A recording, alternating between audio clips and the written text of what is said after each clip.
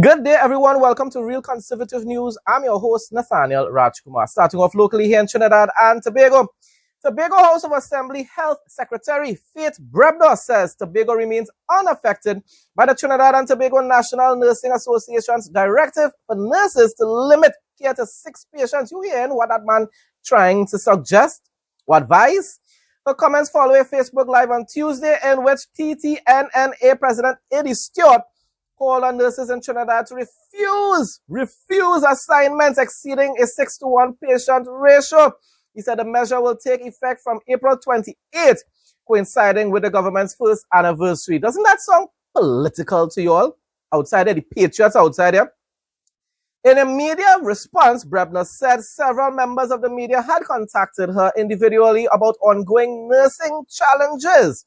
She said the TTNNA's actions relate specifically to conditions in Trinidad and do not apply to Tobago. There's no shortage of nurses, no staff shortage in Tobago. Brebnor said the Tobago Regional Health Authority maintains an average nurse-to-patient ratio of 1:5 to 1:7.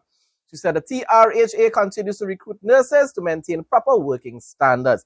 We all want the standards to improve, people. We don't want a shortage of either a staff shortage. But that association and the nurses are going about handling the situation really in a very, very poor. And I'm wondering if it's an illegal manner. My response, I hope that the government will be able to hire new local and foreign nurses in the shortest space of time possible so that patients aren't neglected due to the TTNNA's ongoing protests against wages and working conditions, which have been plaguing the health sector for over a decade. This ain't happening now, you know. All of a sudden, they're taking extreme actions. I'm still wondering if it's even legal. I would like Eddie Stewart to tell the public what nurses are supposed to do if a 7th or 8th patient is in need of care, while the healthcare workers are on duty. What are you really telling these nurses to do, Eddie Stewart? Tell the public. Come out playing the man and tell the public what you want these nurses to do. If someone call out and say, nurse, I need help. But she has already been assigned to 6 patients. What if someone ends up dying because of this blatant act of neglect? Can Eddie Stewart tell us what is going to happen? Somebody's calling out for help and no one attends to that person because they already have been assigned to 6 patients. Salaries and working conditions matter more than human life now. I want the nurses to tell me that. Tell the population that. I want Eddie Stewart to tell the government and the population that. Do these issues matter more than human life now? Is this what Eddie is insinuating? I'm asking a question, you know. By all means, protest while you're off duty. You have the rights to do so, even though all you did was rest and reflect when Emperor Rowley was ruling TNT with an iron fist. But why take this sort of action which can cost innocent citizens their lives? That is what I am concerned about. I already highlighted the hypocrisy of these individuals. They did not take this type of very aggressive action against Rowley.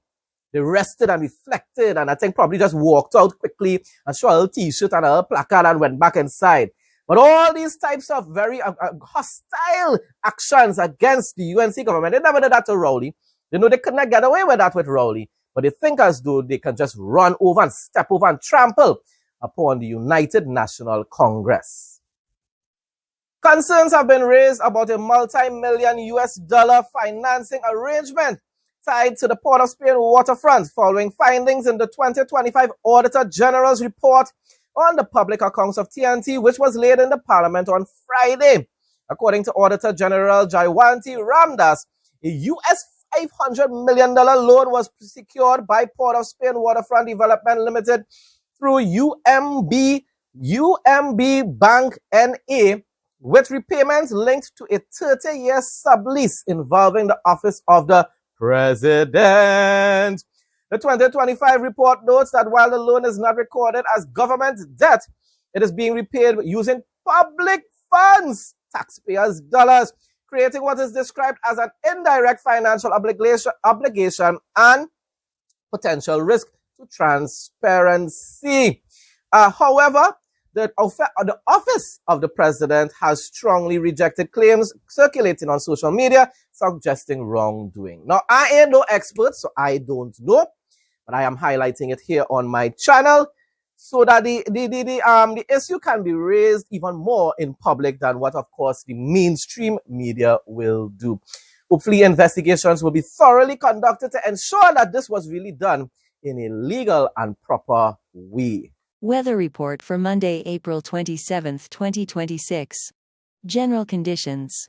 Trinidad and Tobago can expect a mostly sunny and hazy day, though interrupted by occasional partly cloudy spells and isolated showers. Conditions are expected to be breezy, particularly during the daylight hours, with a fair but hazy night. Temperature. The high will range from 29 degrees Celsius to 32 degrees Celsius, with an overnight low of 23 degrees Celsius to 25 degrees Celsius. Saharan dust. A moderate concentration of Saharan dust is present in the atmosphere. Persons sensitive to air quality changes should take necessary precautions. Sea conditions. Moderate in open waters with waves reaching 1.5 meters to 2.0 meters. Heat index. The feels-like temperature is expected to reach approximately 35 degrees Celsius. Regional news now. Senior Minister within the Office of the President with responsibility for finance, Dr. Ashley Singh, recently said Guyana is increasingly attracting a major international financing as investor confidence in the country continues to grow. The entire world is impressed by the performance of the Guyanese economy and the Irfan Ali administration. The minister made this known while speaking at the opening of the Four Points Sheraton Hotel, during which he noted that deliberate policy decisions and a conducive investment climate drive this. Dr. Singh pointed to a significant rise in funding from international partners, particularly in the private sector arm of the Inter-American Development Bank, as evidence of this trend. That is what we need in Trinidad.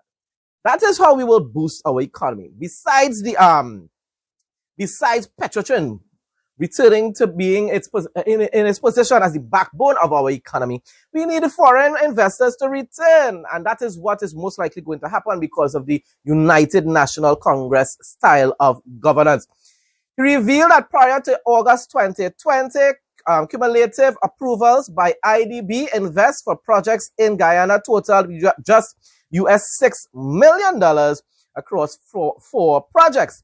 However, since the current administration assumed office, approvals have surged to more than $260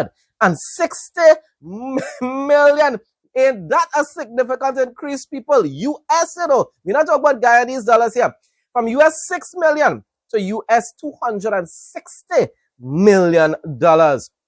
According to the finance minister, one of the administration's early priorities was to address the limitations within the local financial system, which he said lacked the balance sheet capacity to meet the rapidly growing financing needs of the private sector, particularly in the non-oil economy. Wonderful news, as usual, coming out from Guyana under the Irfan Ali administration.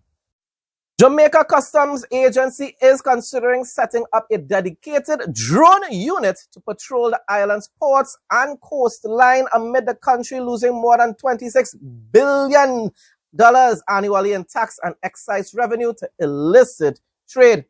Acting Commissioner of Customs Kirk Benjamin said it was part of a broader modernization drive.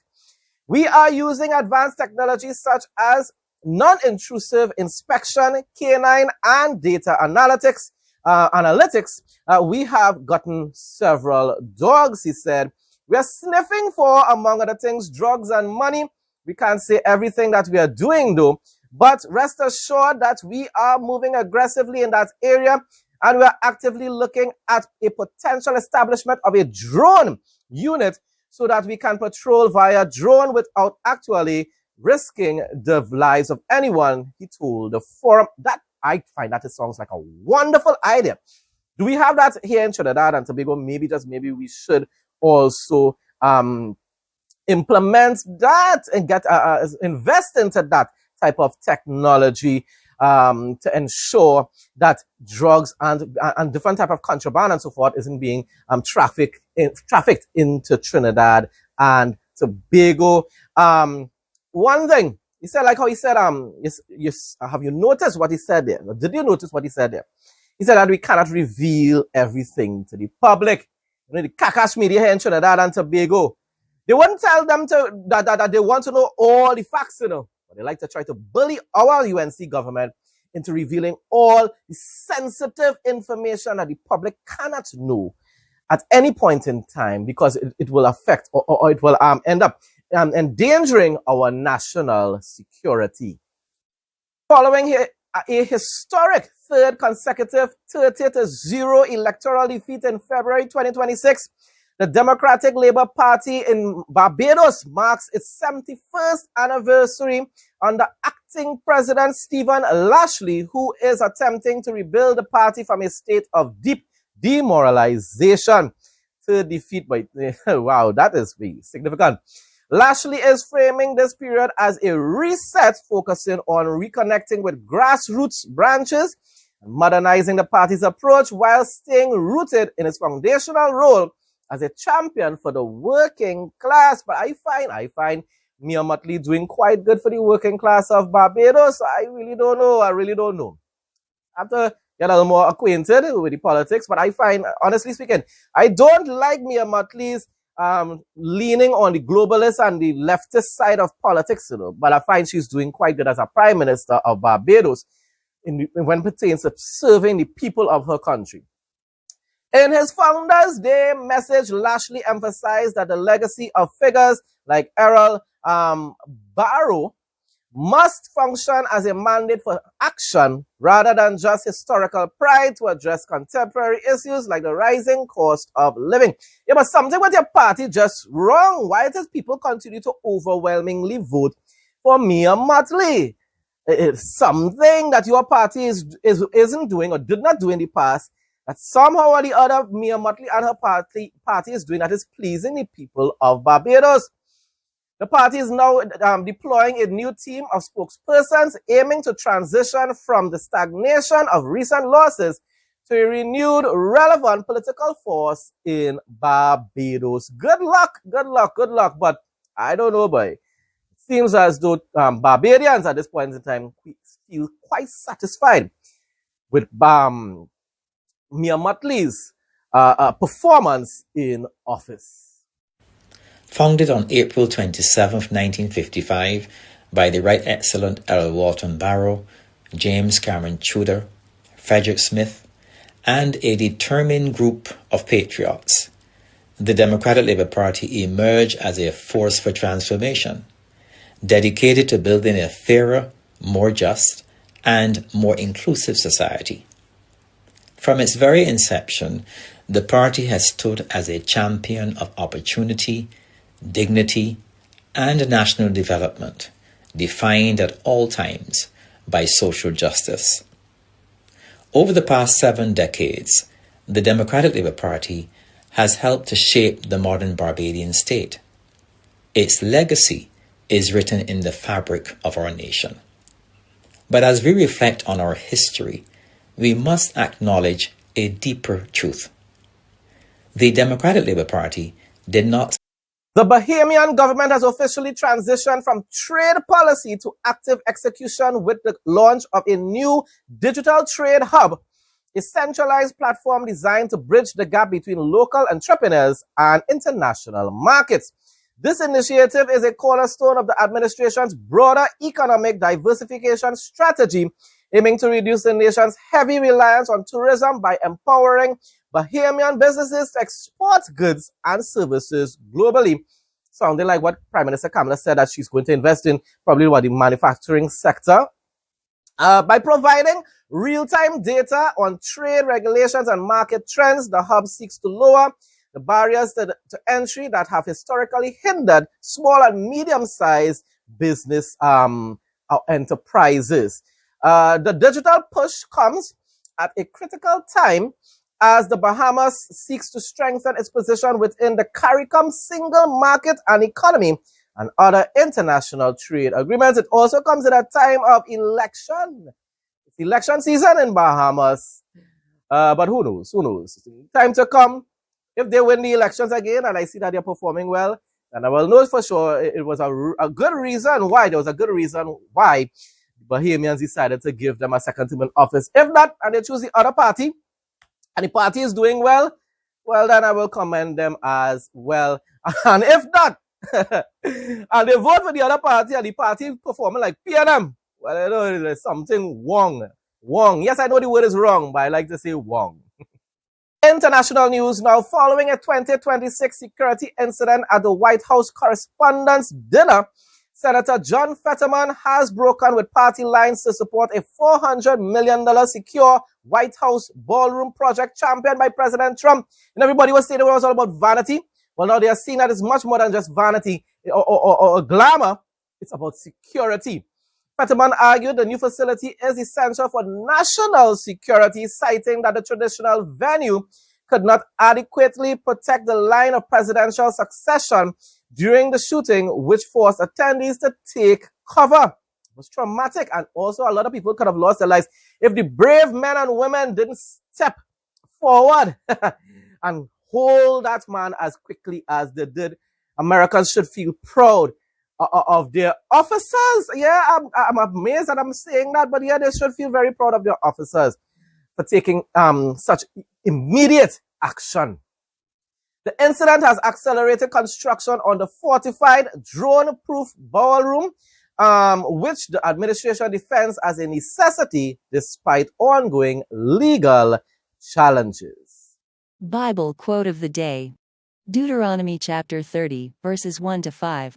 When all these blessings and curses I have set before you come on you and you take them to heart wherever the Lord your God disperses you among the nations, and when you and your children return to the Lord your God and obey him with all your heart and with all your soul according to everything I command you today, then the Lord your God will restore your fortunes and have compassion on you and gather you again from all the nations where he scattered you. Even if you have been banished to the most distant land under the heavens, from there the Lord your God will gather you and bring you back. He will bring you to the land that belonged to your ancestors, and you will take possession of it. He will make you more prosperous and numerous than your ancestors. Folks, that brings us to the end of today's news report. Thanks again to everyone who continues to support my content. Please like, comment, share, and subscribe. Stay blessed and stay safe most of all. In Jesus' name.